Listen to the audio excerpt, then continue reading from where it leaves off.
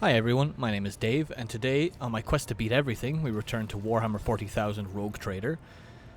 Picking up where we left off at the end of the last episode, we now find ourselves on the bridge of the Void Ship. This episode is going to be a little bit dialogue heavy as we run around the bridge of the Void Ship and speak to all of our new companions, as well as the minor NPCs and the officers that we met at the end of the last episode. For the minor NPCs, I will be summarizing a lot of what is said. But for the major NPCs and companions, we will be hearing their entire dialogue. We'll start here with Vox Master Vigdis. They assumed their position after their grandfather, the previous Vox Master, died. They are the ears and voice of the ship. They send, receive, encrypt, and decode all incoming messages, both internal and external. They brief the Lord Captain on concerns from the crew, what the subjects might be whispering about, and what their leaders might be discussing behind closed doors. They're Voidborn, just like Kassius, but they explain that no two Voidborn are alike. Voidborn are far more comfortable on the ship than on planets. The creaks and groans of the vessel are to them as babbling brooks or singing birds for world dwellers. There are many Voidborn serving on the ship, devoting themselves to mending both the body and spirit of the vessel. Most of them are members of larger void ship dynasties that are responsible for specific aspects of the ship's life. Vigdis here is from a long-standing Vox Caster dynasty. Life on the ship has been generous to her. By virtue of her position and skill, she has not been denied much. She enjoys long walks through the dimly lit corridors and listening to the sounds of the ship.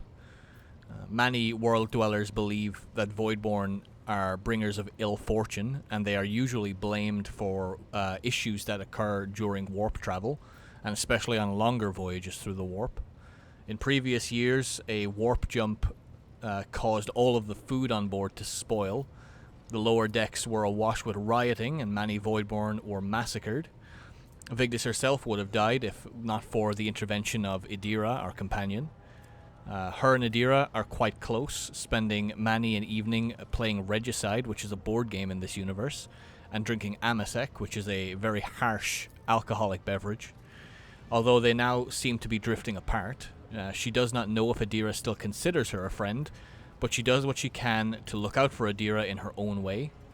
A perception check in one of these dialogue options reveals that Vigdis wasn't just saddened by the rift growing with herself and Idira, but she was quite devastated by it.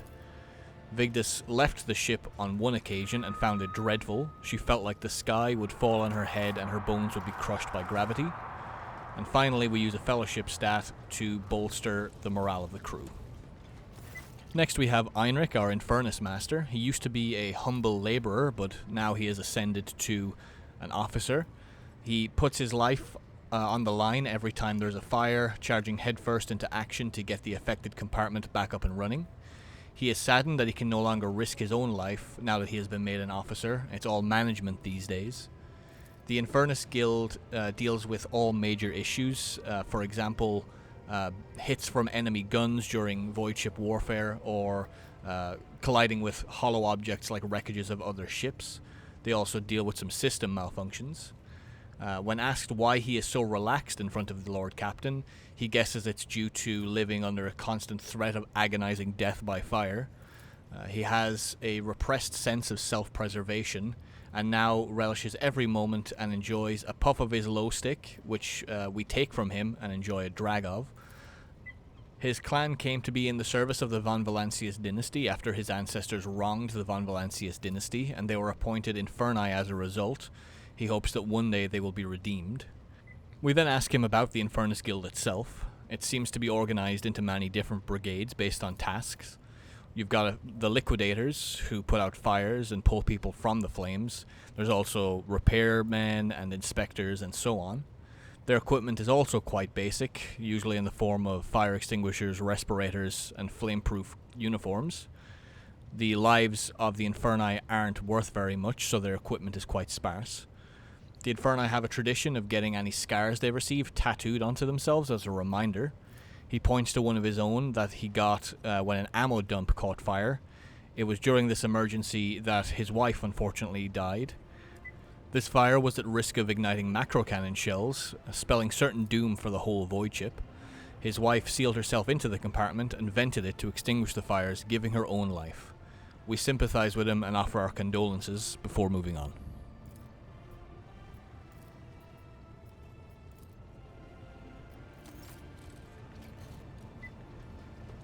The next person then on our list is the Master Helmsman Ravor. He stands at the helm of the void ship, barking commands at the idiots that tend the systems. He stops us from running into asteroids and the like. He controls the ship in real space and also in the warp, though he admits that most of the work in the warp is done by the navigator. When asked about these idiots he is in charge of, he comments that there are too many to list. Between the tech priests and the voidsmen, they all are work-shy fools that are in need of a serious wake-up call. He is voidborn, much like us, born into a helmsman clan in the bowels of a chartist vessel. He studied the family trade until the age of 15, when his entire clan was butchered by a mutiny in the lower decks. They spared the children because they were valuable due to their implanted connectors, and they were planning to sell off the children to be turned into navigation servitors.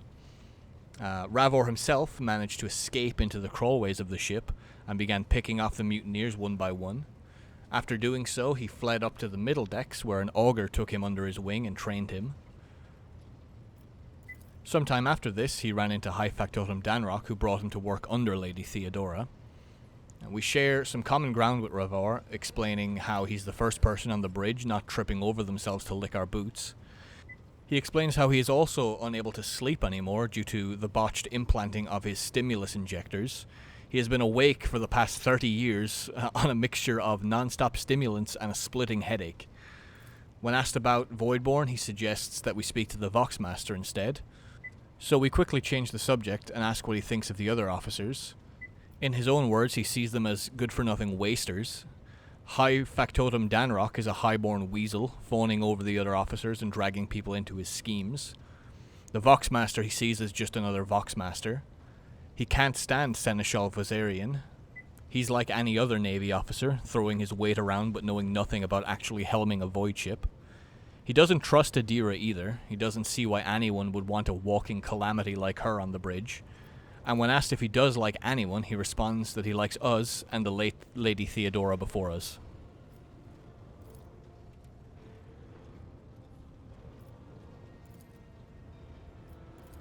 Our next stop, then, is with the new Master-at-Arms, Jocasta Sourbeck. She comes from the noble Sourbeck family from the capital world of Dargonus. She is here instead of back in Dargonus because she can't stand her cousin. She jumped at the opportunity of becoming an enforcer aboard the Lord Captain's void ship. She wears the uniform of a naval officer. It was passed down to her by the previous Master-at-Arms. When asked what she makes of Kassius as the new Lord Captain, she remarks that she does not doubt our decisions. She is impressed by us and the brutal punishments we endured in our past. A successful awareness check here reveals that she is checking us out and could devour us whole with her sidelong glances. We very quickly remind her of her place. She is also distrusting of the other officers. The Vox Master, she thinks, has far too much power. The Master Helmsman is too intertwined with the ship and ripe for sabotage. And the High Factotum Danrock, she remarks that a man of his size and habits cannot help but steal. As for Abelard, our Seneschal, she sees him as a model of competence and fidelity. All the enforcers seem to look up to him with gratitude. We then ask her about the duties of the Master-at-Arms. It is up to the Master-at-Arms to uphold safety and order on the ship, punishing troublemakers, assigning patrols and such. She says that she maintains order with suppression and fear, and that the rabble are base in nature and require an iron grip. She says that she strives to live up to the example set by her predecessor, and that she trusts no one on the ship but us. The last minor NPC on our list here then is High Factotum Danrock. He does everything needed to enrich us and our protectorate. He sees to our suppliers and ensures that our partners do not weasel out of promises made. He also ensures that our protectorate pays its tithe in a timely fashion. He comes from Dargonus, much like our Master-at-Arms, and he has strived since birth to be of great use to the rogue trader and their dynasty. He was 15th in line for his own house, so decided to stand out in his own way. While his brothers and sisters schemed against each other, he studied bookkeeping. He says this is the greatest art of the Adeptus Administratum. When asked what it was like working for Theodora, he remarks that it was never boring and always profitable. As with some of the others, we ask him what he thinks of his fellow officers. For Seneschal Viserion, he explains how Theodora managed to accomplish something that even the Navy could not, that is, making the Seneschal carry out orders that he fundamentally disagrees with. He says the Seneschal is cunning and runs the Protectorate passively when the rogue trader is absent. We ask him then about the former Master of Whispers Kunrad, and he hopes he never steps foot aboard the vessel again. And when asked about the Vox Master, he reminisces about hunting similar creatures with his family for sport. That being said, he believes we can trust in her skills and loyalty. Lastly, we ask him about the factions that buy our plunder. The Drusians are the first group. They usually procure food, clothes, and medicine for their mission. The Explorators then seek sacred knowledge, xenotech, and artifacts. The Casbalica mission is a coalition of criminals, and they seek all manner of items that would entice criminals. Finally, the Fellowship of the Void is a pirate faction, and they usually seek supplies for their flotillas. The High Factotum also offers the service of recruiting an additional custom character, should that be something that we would want in the future. He also offers the ability to respec our existing companions and ourselves, should we need to change our build to fit a specific upcoming scenario. And with that, we've spoken to all of the minor NPCs on the bridge. From here, we're going to be speaking with the companion NPCs. All of these companions have voiced dialogue for their conversations, so I will be letting that play out.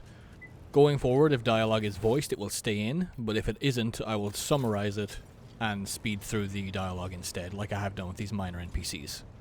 And now we'll start with Idira, specifically asking about her abilities first.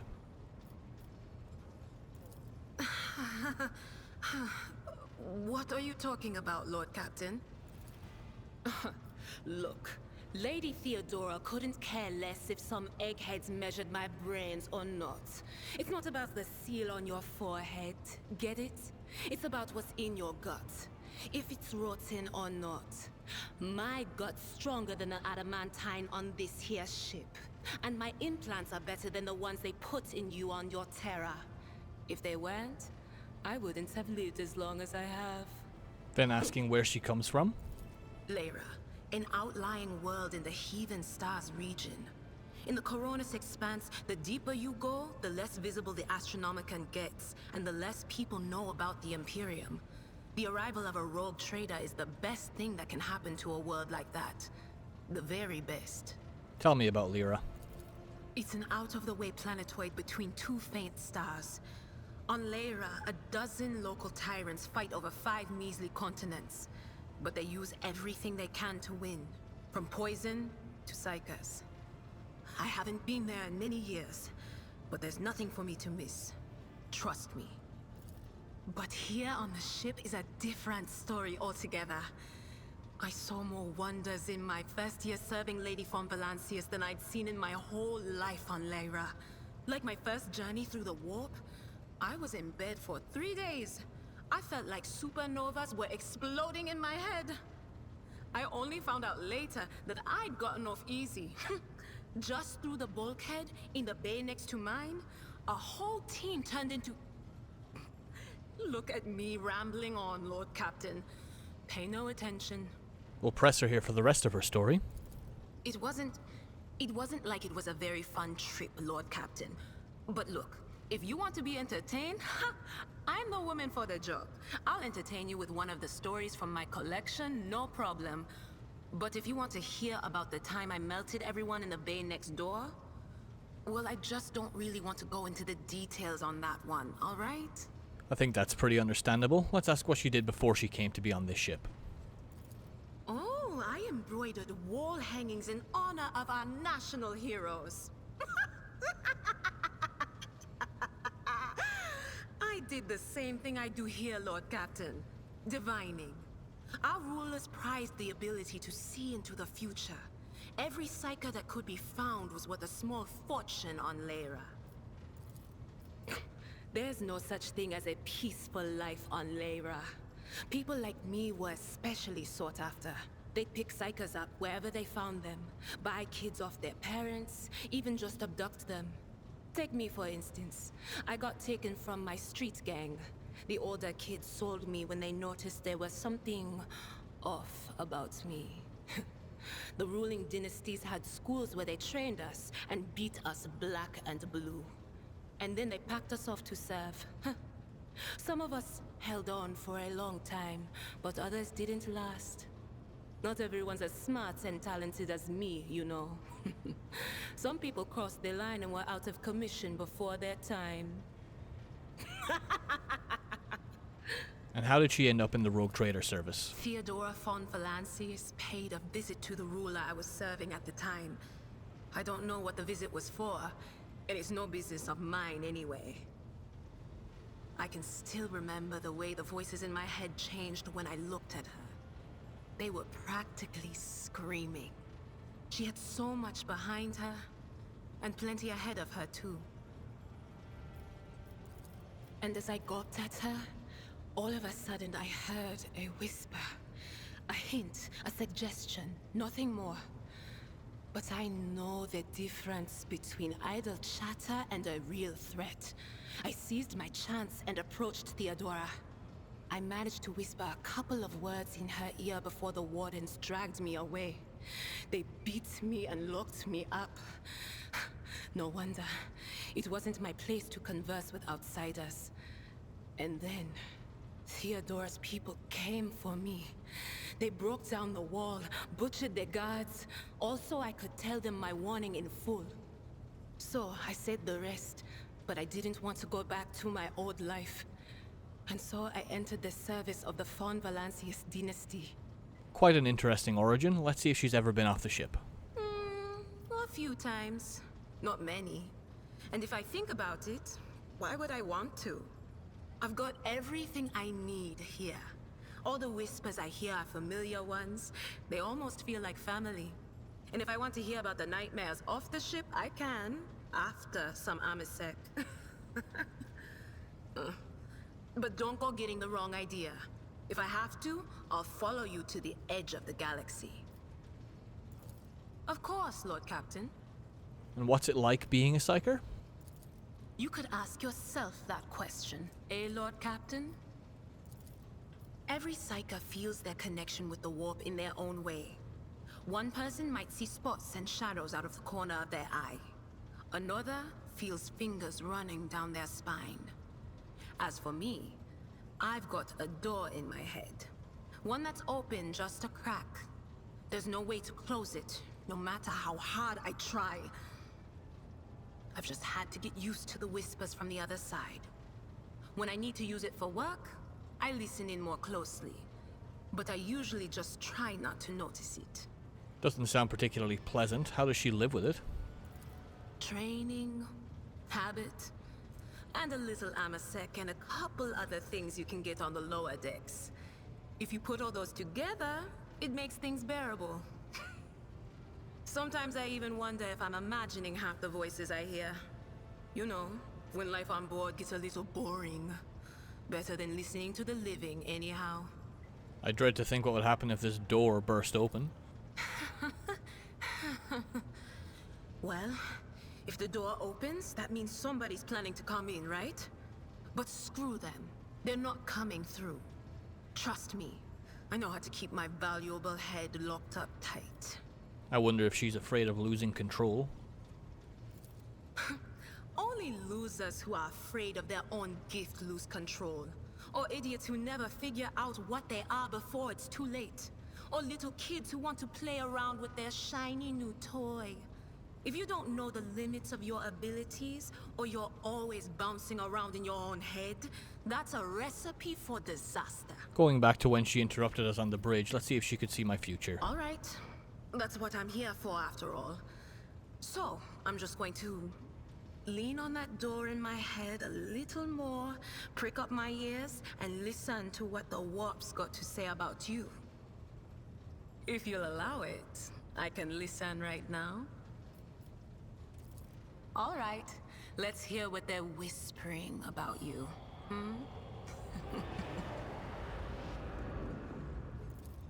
Seek not on firm ground, but in a golden hall suspended in the void. There waits a child without kin, but with a name blind to truth. She draws the brush across the canvas and does not notice that her palette is full not of paint, but of blood. And with each smear, this well does not deplete, but fills and fills up to the brim. One thing is clear. When this vessel overflows, none will remain unstained. Among the blind men and false prophets, a red-robed sage seeks the answer to a question. He does not know that it is not the answer he must seek, but the question that will draw everything into focus. Will you help him, rogue trader? But mark that sometimes ignorance is sweeter than oblivion. A chained hound chases after glimmers of the aurora, but sparks in the scent of oil confound his nose. A chain trails after him. What will happen if you pick it up? Will you become his master, or merely another beast in the pack of his true lord? The glow of dawn bursts forth from its prison. Dungeon walls cannot contain the dark essence wallowing in the dust. A naive cub pushes his nose into a familiar hand, one that holds death in twisted glass. Cherish it or cast it off as a burden. The sword of change has already been raised. What is one more life to it? I'm sorry, Lord Captain. The voices are going wild.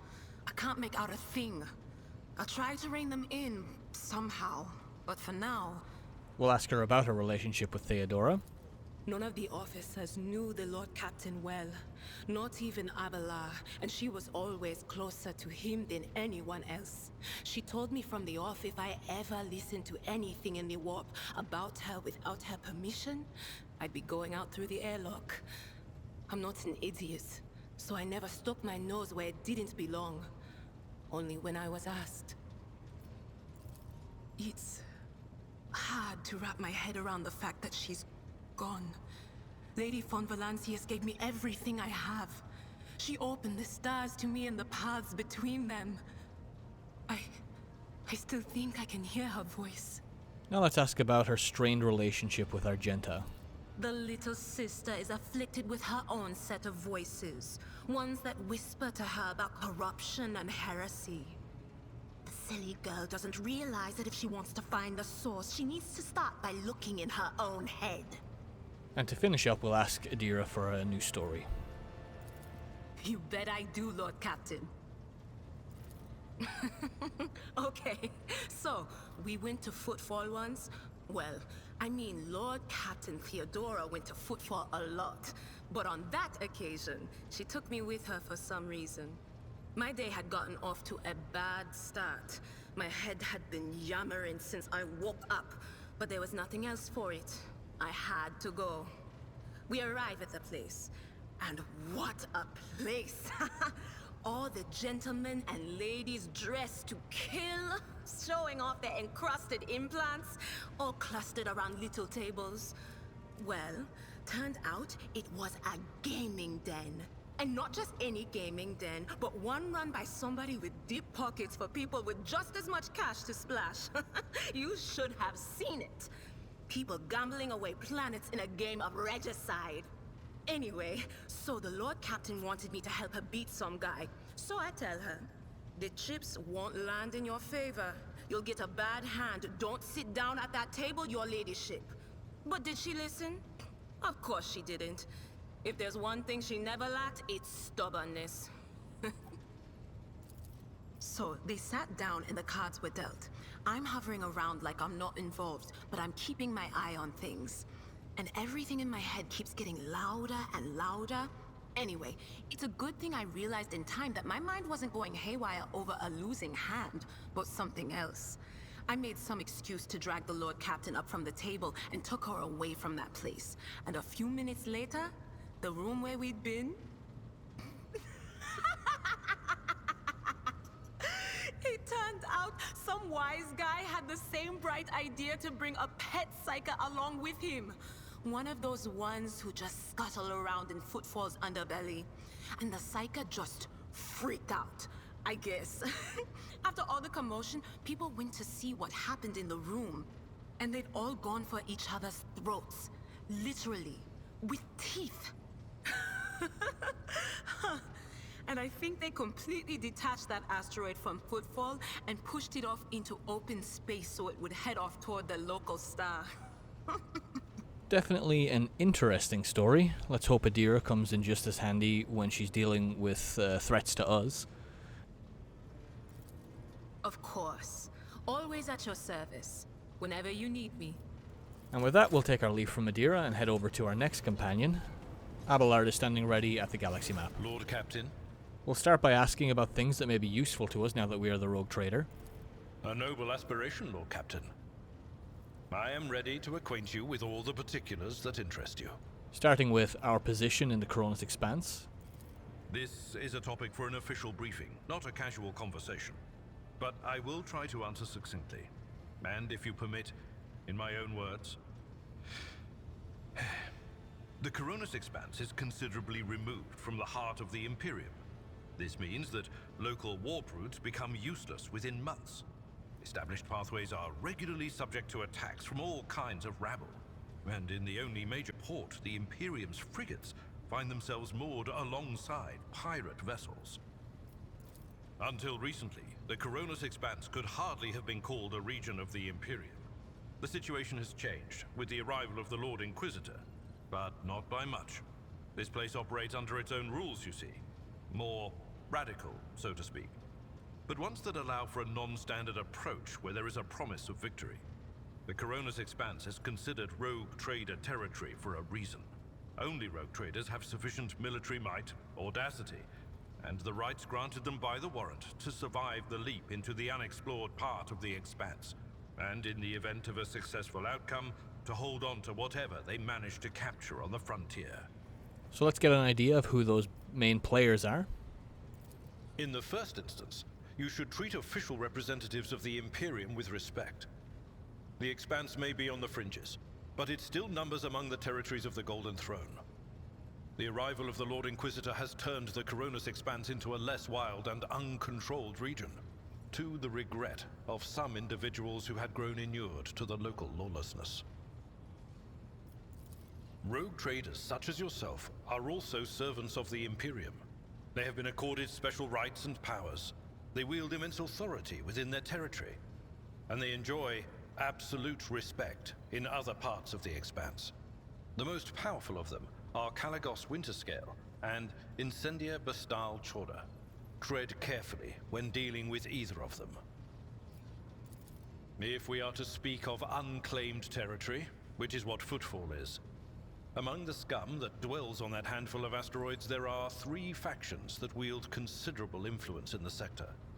The first is the Kazbala Commission, organized crime in its most primitive form.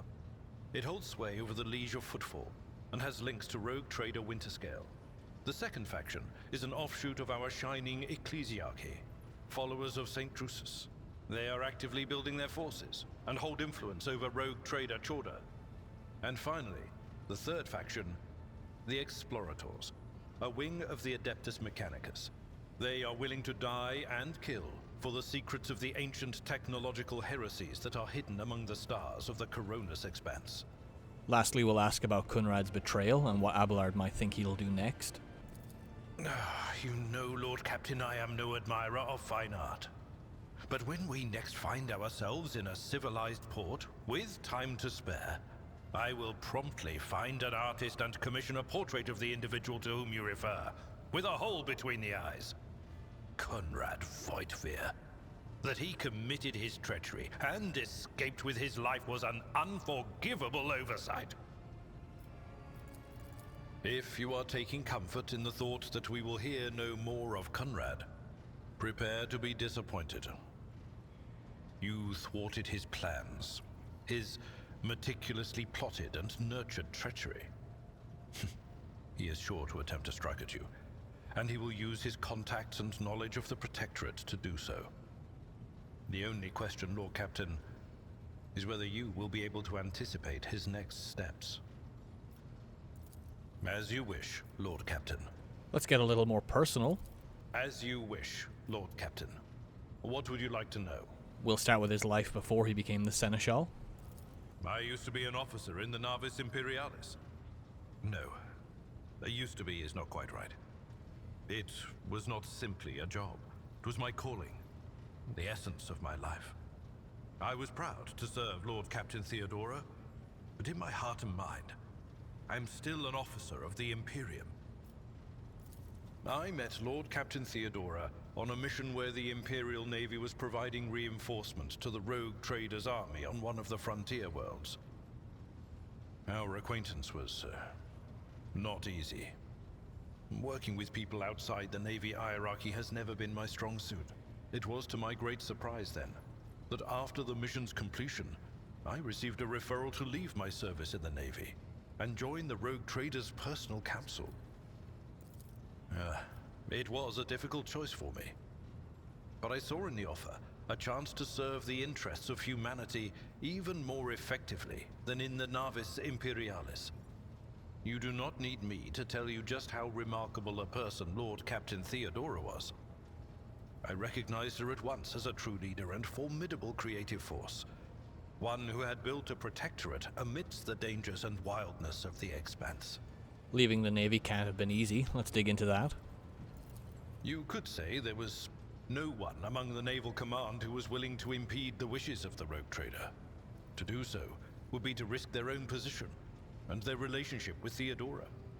Well, the Lord Captain possessed certain contacts in the Imperial Navy. Contacts which she used to request help during the conflict on the border world.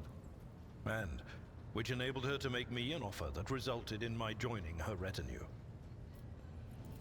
The Navis Imperialis is an ancient institution with its own mandates and muster lists.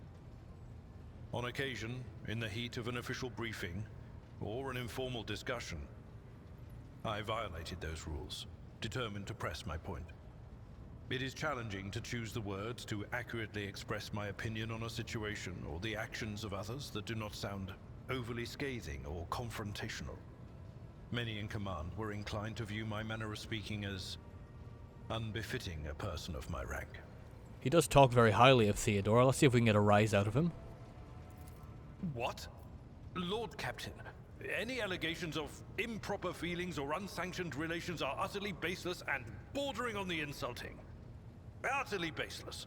Well, there's no smoke without fire. Let's change the subject to his family. I am a widower. I am a father of 4, and if my information is not outdated, a grandfather of 11. My family lives on Dargonus. None of my children express any eagerness or aptitude for serving aboard ship, and I would hardly have insisted that they follow in my footsteps. Of course. We'll see if he'll do away with the formalities. I thank you for the honor, but I must decline. As a former military officer, I believe in the importance of order in all things, including the chain of command. You are the Lord Captain, my direct superior. I am not prepared to address you in any way other than as regulation dictates. With that, we finish up with Abelard, so let's take our leave. Lord Captain. And for our last companion then, we can make our way down to the front of the bridge to speak with Argenta. Rogue trader.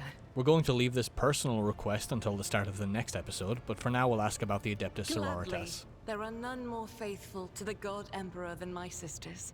We fight against his enemies by the will of the Holy Ecclesiarchy. We... I beg your pardon, Rogue Trader.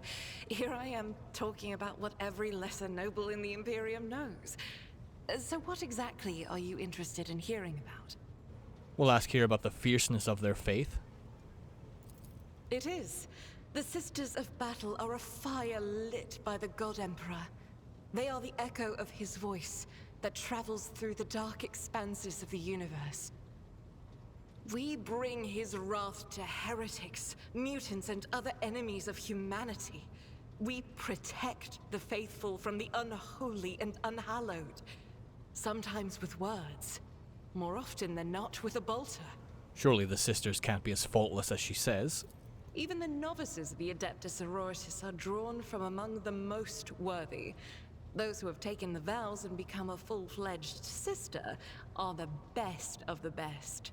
tested by trials of body and spirit. Yes, there have been cases when a sister stumbled or showed weakness, but do not expect to hear a story of depravity or downfall from me. Each such occurrence is a great tragedy for us all. Light cannot bear the smallest speck of darkness within. And thus those who have trespassed or shown weakness of spirit are given a chance at redemption. They are called Sisters Repentia, and may the enemy tremble before her, for nothing can stop a sister of battle who yearns to be cleansed of fault and weakness. Wearing nothing but robes, no armor, eviscerator in hand, those sisters who have once faltered find repentance on the battlefield. Their lives are seldom long, but a death in the name of purgation is a better fate than to live with a shadow in one's soul. Let's ask about Argenta's specific order. Once I had completed my novitiate, I was sent to the Calixian branch of the Order of Our Martyred Lady, assigned to the Order's Pronatus. The Order's mission is vital and noble. The Sisters Pronatus protect great relics of the Imperium. We guard them, preserve them, escort them when they are brought onto the battlefield or presented for pilgrims to venerate. And we seek out the relics that have been lost. Neither a coven of heretics nor the most wicked death world can deter Sisters Pronatus when their goal is to return a piece of the great legacy of the Imperium into the hands of the faithful. Our successful lore check here lets us know that her order isn't a militant one. Let's ask about that. Don't let the name deceive you. The Order's militant trains sisters to march onto the battlefield as an army. That does not make sisters who belong to the non-militant orders timid and helpless. Both the solace-bringing Sisters Hospitaller and the enlightened Sisters Dialogus know how to greet enemies of humanity. Their dialogue with heretics is usually quite short, with the last word being a bolter discharge.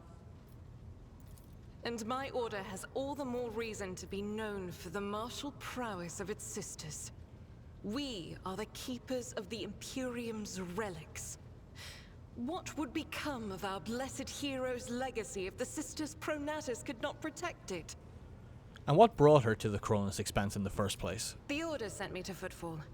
My undertaking was to assist the local priesthood of Drusians in caring for a sacred reliquary that had been there since the time of Mr. Wayne, the station's founder.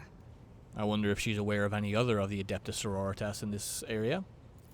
None that I'm aware of, but the Sisterhood's orders are many, and can operate independently of one another, sending their sisters wherever their presence is needed as deemed by the Ecclesiarchy. Perhaps somewhere in the Lord Inquisitor's retinue, may his path be blessed, my sisters perform their duty as we speak. I wish it were so. Even a single evening spent in joint prayer and training would bring me joy.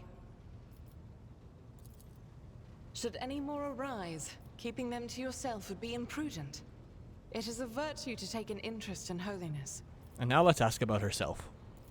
About me? I am the Emperor's daughter and his servant. What else is there to tell about me? She's not particularly open to personal questions, so let's ask how she got I here. first came here when I found myself in need of passage from Footfall to a remote planet. But I imagine what interests you is not that first journey, but rather what brought me aboard prior to the cultist attack. That story is complicated. It just so happened that I made a mistake. In a moment of laxity, I was ambushed by the accursed followers of the archenemy. I was badly wounded.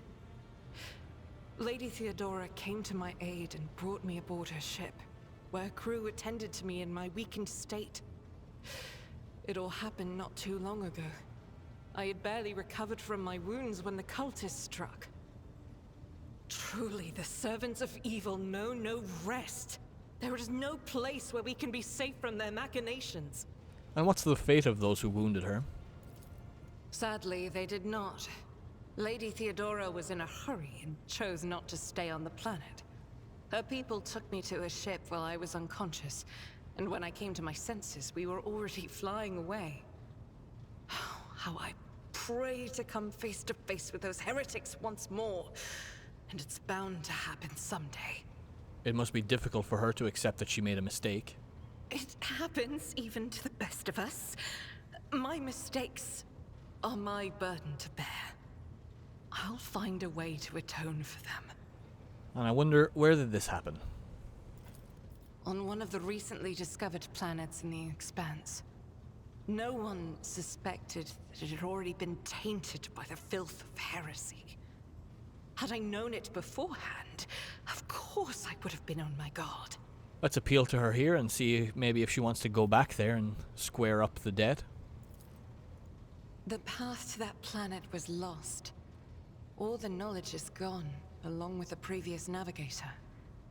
It would take immense effort and resources to rediscover the route. The heir to the von Valancius Protectorate must have plenty of other issues to deal with right now. Perhaps later, when the skies above our heads have cleared. And we'll ask her opinion on what it's like traveling on Theodora's ship. I hadn't been here that long.